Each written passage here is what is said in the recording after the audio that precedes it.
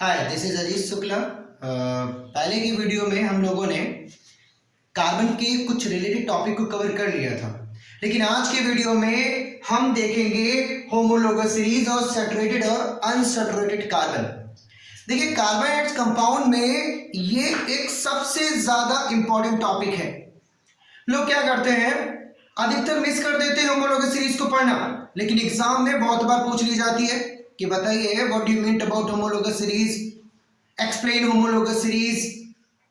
तो आप कैसे डिटरमाइन करेंगे, क्या लिखेंगे एग्जाम में? 10th के बोर्ड के एग्जाम के लिए एक इंपॉर्टेंट टॉपिक और जो कि है होमोलोगस सीरीज और सैचुरेटेड और अनसैचुरेटेड कंपाउंड। देखिए, ये कहीं कहीं लिखा होता है कि डिफाइन करिए unsaturated hydrocarbon compound, saturated hydrocarbon compound. बस कंफ्यूज नहीं होना है, अनसैचुरेटेड और सैचुरेटेड दोनों क्या है, कार्बन के कंपाउंड है। सबसे पहली बात समझिए ध्यान से, समझना भी ध्यान से है और लिखना भी ध्यान से है, क्योंकि कुछ ही कंटेंट है जो आपको एग्जाम में अच्छे नंबर दिला सकते हैं। मैं एक इजी तरीके से आपके सामने सैचुरेटेड और अनसैचुरेटेड कंपाउंड तथा होमोलोगस सीरीज को डिफाइन करूंगा।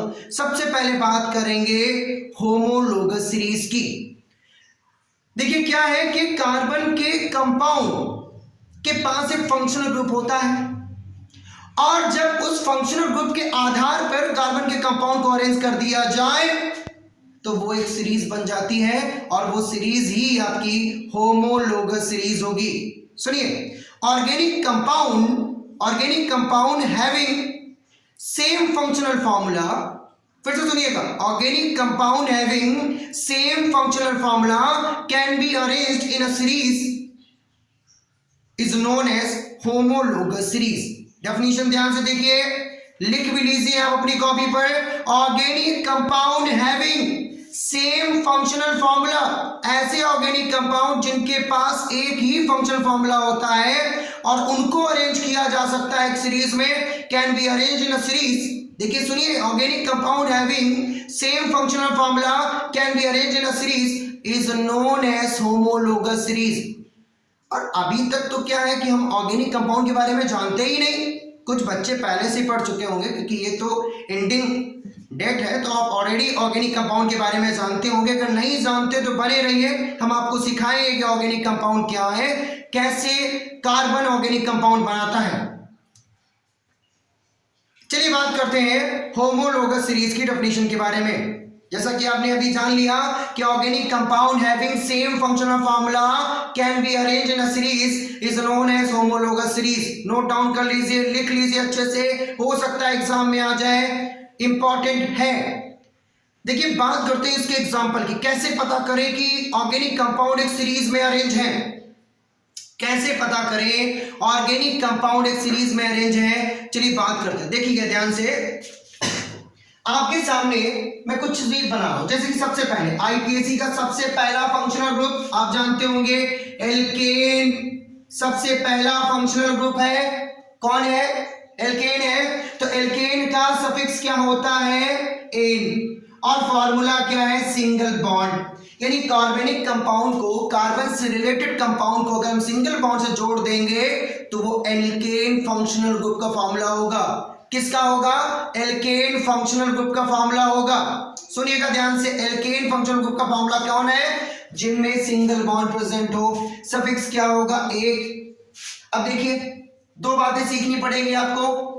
पहला कि फॉर्मूला, फंक्शनल फॉर्मूला पता हो हमें कार्बन के ऑर्गेनिक कंपाउंड को बनाने के लिए, और दूसरा हमें वर्ड रूट की जानकारी हो। जैसा कि आप जानते हैं, meth, eth, prop, but, pent, hex, hept, oct, non और डिकेट, ये क्या है? हमारी वर्ड रूट है। इनसे हमें जोड़ना है एन के फॉर्मूले को और बना लेंगे हम एक पर्टिकुलर फॉर्मूला जो कि बिलोंग करेगा आपके एल्केन ग्रुप से।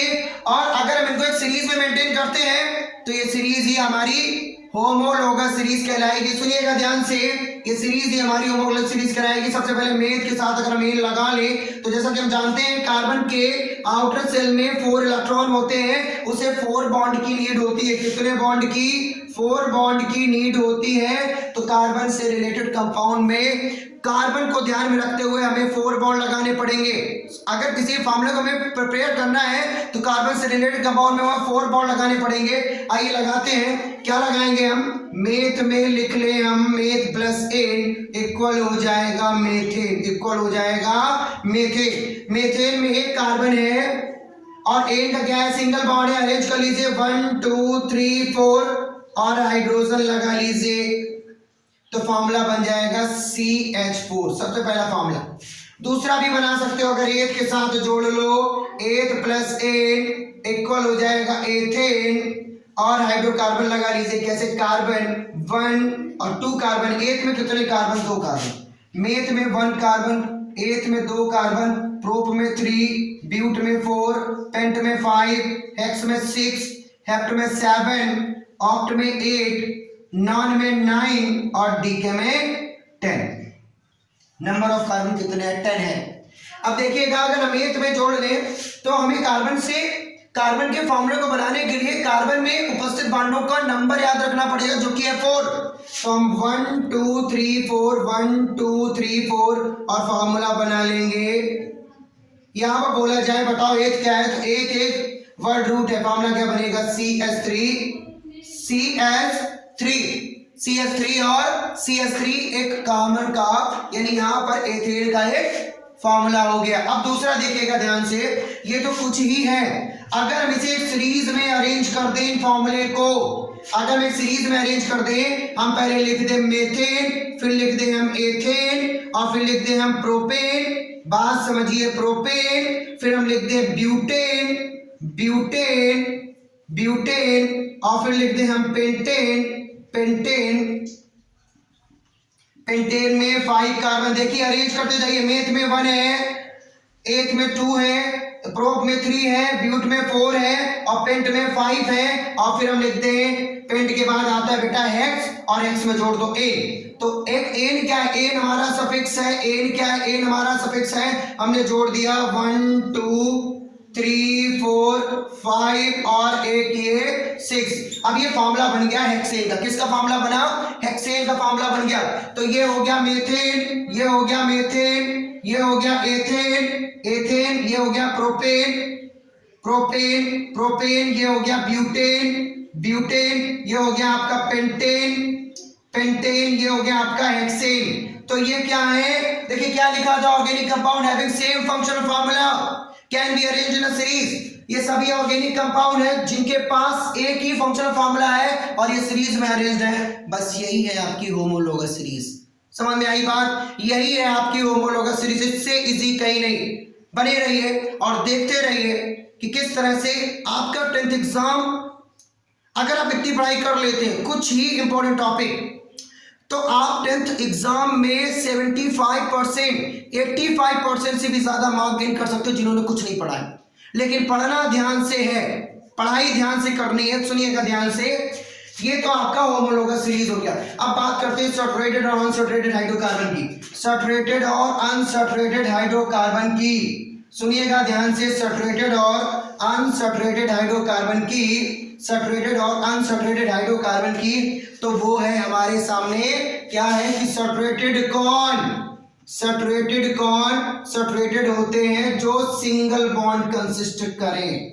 सिंगल बॉन्ड अगर कार्बन और कार्बन के बीच में, यानी single bond in between of the carbon atom is known as saturated hydrocarbon. अगर सिंगल बॉन्ड है किसके बीच में? कार्बन के बीच में। सपोज करो मेथेन बनाया अभी आपने, सैचुरेटेड हाइड्रोकार्बन का फॉर्मूला है। एथेन बनाया आपने, सैचुरेटेड हाइड्रोकार्बन का फॉर्मूला है। प्रोपेन बनाया आपने, प्रोपेन सैचुरेटेड हाइड्रोकार्बन का फॉर्मूला है। ये मेथेन क्या है? मेथेन सैचुरेटेड है। क्यों? क्योंकि इसके बीच में सिंगल बॉन्ड है। ये एथेन है, ये भी सैचुरेटेड है क्योंकि सिंगल बॉन्ड है। और ये आपका है प्रोपेन और इसके बीच में भी सिंगल बॉन्ड है। ये सभी क्या है? सैचुरेटेड हाइड्रोकार्बन है, एक सिंगल बॉन्ड से बने हुए हैं। समझिएगा ध्यान से।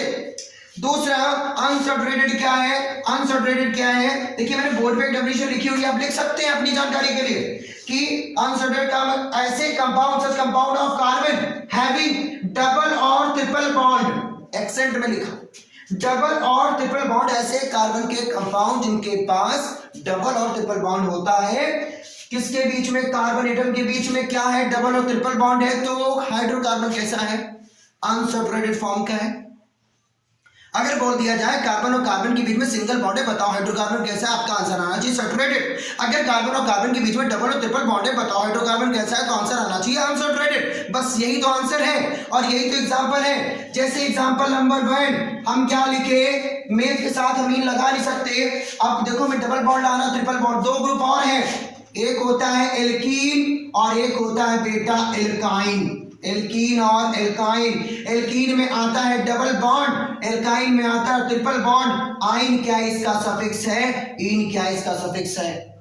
हमें वर्ड रूट के साथ लगाना इन और आइन, अब बना लेना अनसैचुरेटेड के एग्जांपल। सपोज दैट हम वर्ड रूट में लगाते हैं तो एक प्लस इन लगा लिया, इक्वल हो गया एथीन, इक्वल हो गया एथीन। अब देखो एथीन है, एथ में 2 कार्बन है, डबल बॉन्ड से अटैच है, हाइड्रोजन लगा लो बेटा, हाइड्रोजन लगा लो। क्यों लगा लो, क्योंकि कार्बन अपने इलेक्ट्रॉन हाइड्रोजन के साथ शेयर करता है। इसका रीजन क्योंकि इसकी इलेक्ट्रोनेगेटिविटी, कार्बन की इलेक्ट्रोनेगेटिविटी हाइड्रोजन के नियरेस्ट है, कार्बन की इलेक्ट्रोनेगेटिविटी हाइड्रोजन के नियरेस्ट है, इसीलिए कार्बन अपना इलेक्ट्रॉन हाइड्रोजन से शेयर करता है। समझिएगा ध्यान से, कार्बन अपना इलेक्ट्रॉन हाइड्रोजन शेयर क्यों करता है, क्योंकि उसकी इलेक्ट्रोनेगेटिविटी किसके पास है, हाइड्रोजन के पास है। कार्बन की इलेक्ट्रोनेगेटिविटी 2.5 है, हाइड्रोजन की इलेक्ट्रोनेगेटिविटी 2.1 है, दोनों नियरेस्ट है, शेयरिंग करेंगे।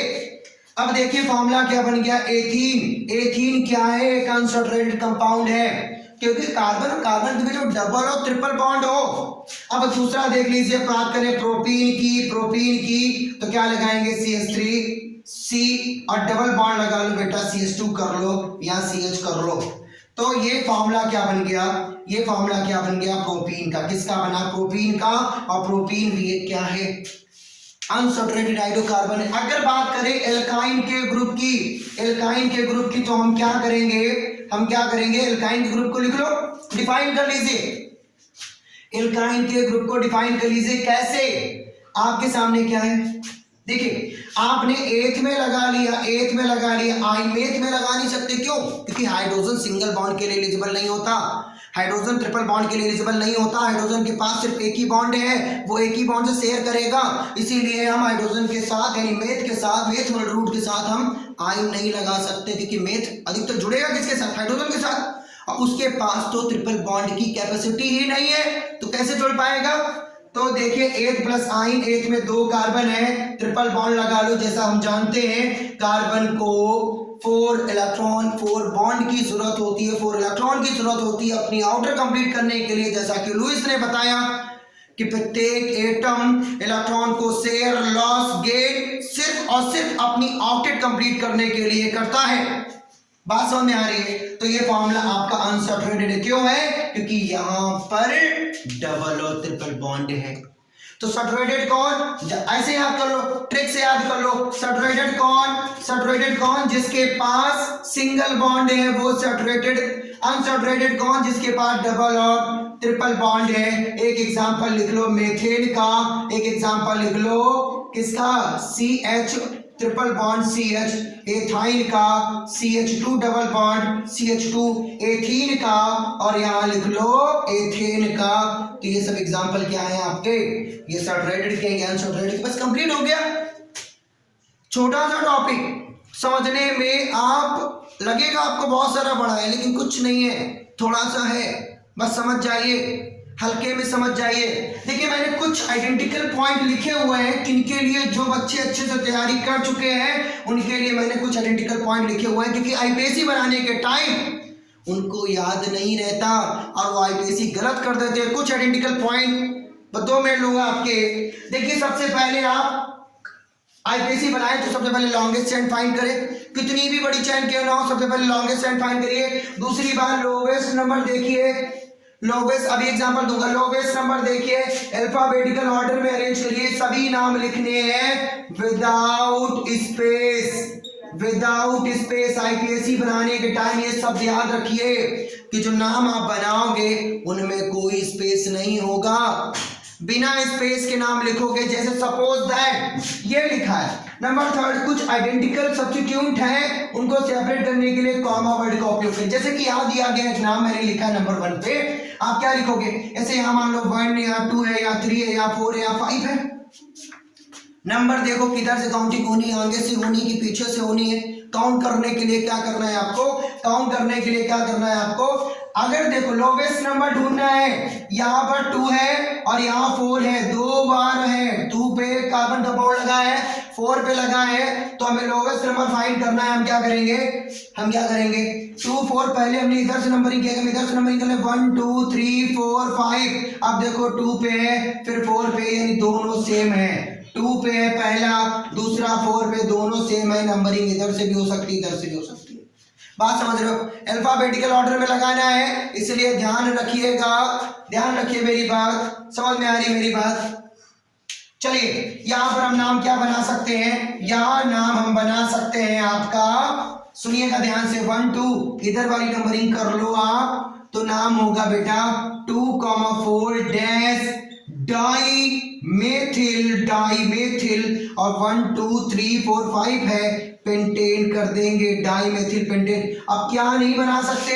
ये नहीं बना सकते 2 डैश मेथिल फिर डैश कर दो, फिर 4 डैश मेथिल और फिर लिख दो पेंटेन, तो गलत हो जाएगा, इसलिए ये नहीं बना सकते। बात मेरी समझ में आ रही है? इसलिए नहीं बना सकते, सिर्फ यही ना बना सकते।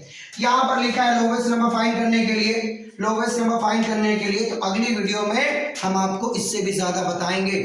अगली वीडियो में आप वेट करिए ताकि हम इसके आगे बता पाए, क्योंकि अभी आप 10th स्टैंडर्ड में हैं, तो वेट करिए, बने रहिए मेरे साथ। अगले वीडियो का इंतजार करिए जिसमें हम आपको ये सारी चीजें भी बताएंगे एवं एक्सप्लेन करेंगे। धन्यवाद।